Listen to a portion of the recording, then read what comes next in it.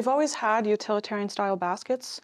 We've always had fancy baskets, but they were more tied to ceremony and more tied to celebration.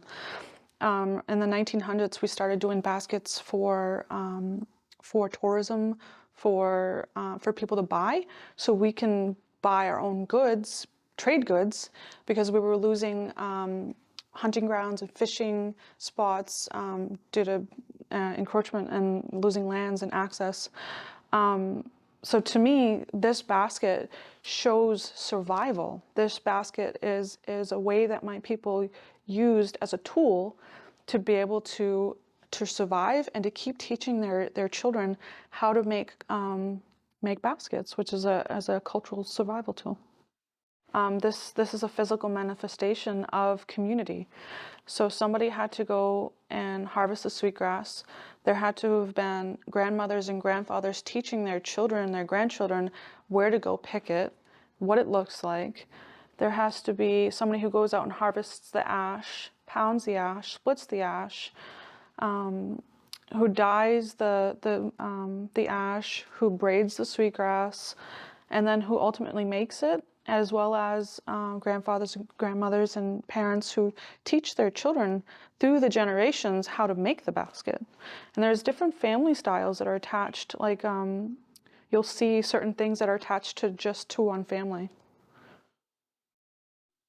Nowadays, we tend to do things like sweetgrass and sell it to basket makers to be able to make the basket. But historically, we bartered. So you would make the sweetgrass, braid the sweetgrass, and then that would be bartered to get food, and then that would be bartered further along the line in order to make the basket.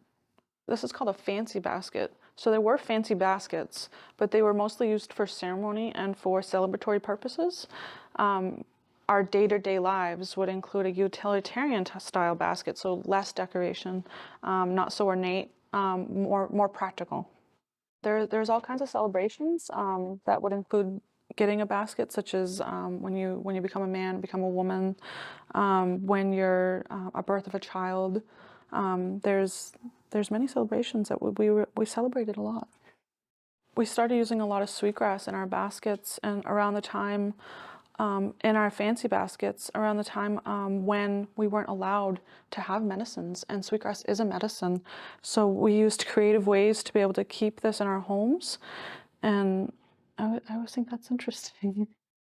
Up until recently, we weren't allowed to practice any of our traditional practices. We were basically forced into a religion that was not our own, out of fear. Yeah, we were kept on our reservations. After a while, some of our communities would use Hong Kong cord instead of sweetgrass because we weren't allowed to onto the coast. So our Indian natives would come in and give us Hong Kong cord, it's called, in a place of our sweetgrass, just because we weren't allowed to travel around as freely as we are. I always use baskets as an example of how to work together, because you need standards, which are the ones that go up and down. You need weavers. So when I talk to people about what I would like to see, like when I'm trying to direct a project, is I talk about how each one of our perspectives can be weaved in together to make a beautiful project or a beautiful vessel. And I always use a basket as an example of that. Hey, one, ho, hey, one,